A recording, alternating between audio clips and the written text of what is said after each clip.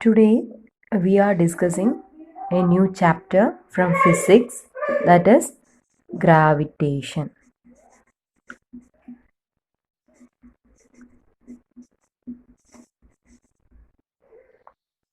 This is our new chapter.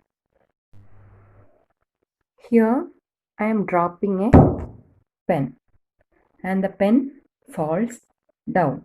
Why the pen falls down? Because the earth is pulling this this pen down with its invisible force called gravitational force. In fact, the earth pulls all the objects. That's why we can sit here and stand here, because the earth is pulling us down. You have learned in your lower classes that a force is needed to change the speed or the direction of motion of an object. And we always observe that an object dropped from a height falls towards the earth. We know that all the planets go around the sun. The moon goes around the earth. In all these cases, there must be some force acting on the objects, the planets, and on the moon. Sir Isaac Newton could grasp that same force is responsible for all these, and this force is called the gravitational force.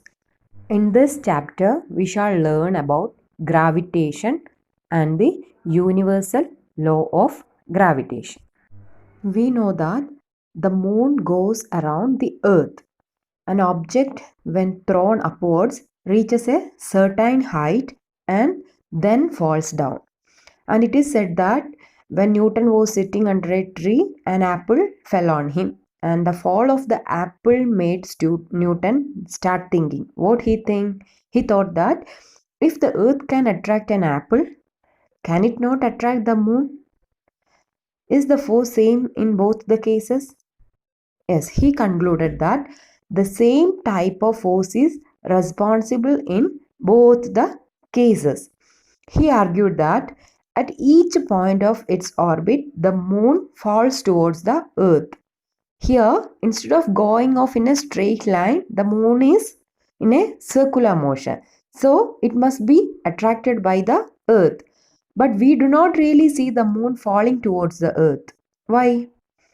Let's try to understand the motion of the moon by recalling this activity.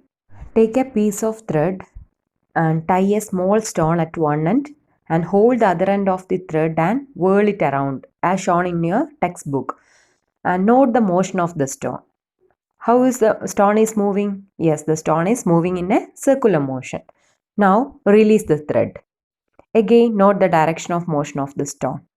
At the time you release the thread, the motion of the stone is in a straight line. Isn't it so? Yes.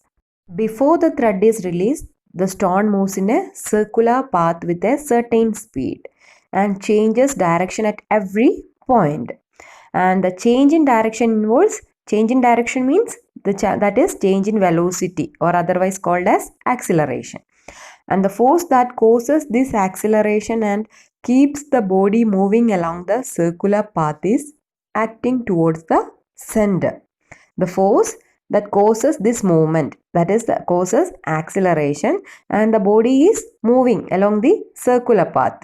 Here a force is needed, and this force is called the centripetal force. Centripetal means center seeking.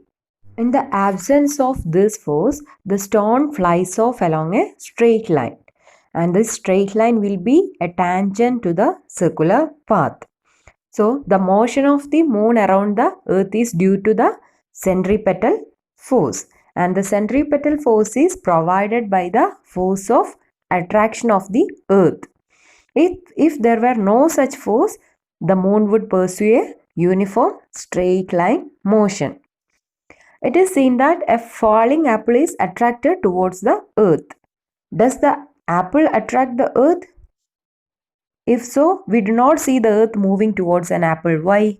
Before discussing this answer, you want to know what is Newton's first law, second law, and third law of motion. That is discussed in the first chapter, that is force and laws of motion. And the first law of motion is that an object remains in a state of rest or on uniform motion in a straight line unless it is compelled to change that state by an applied force.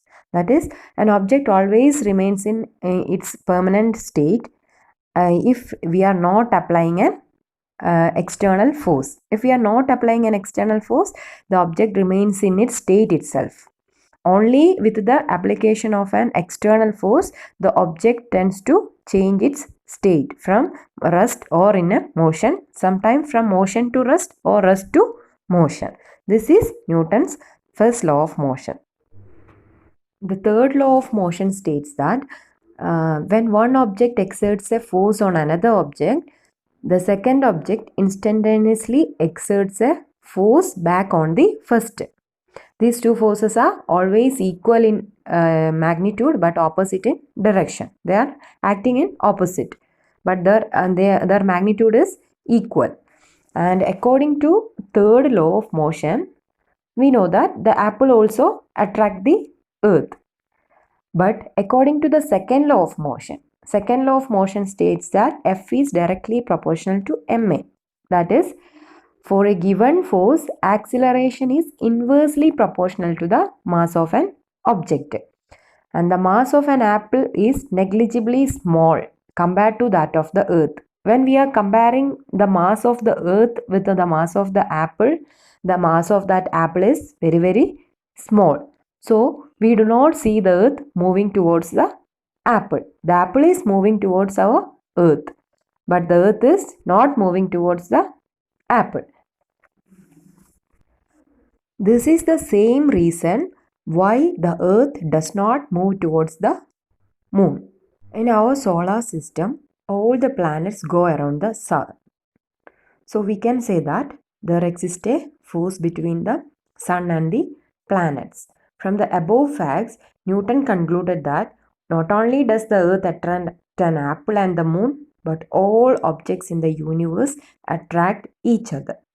This force of attraction between objects is called the gravitational force. This force is called, that is, the force of attraction between objects is called the gravitational force.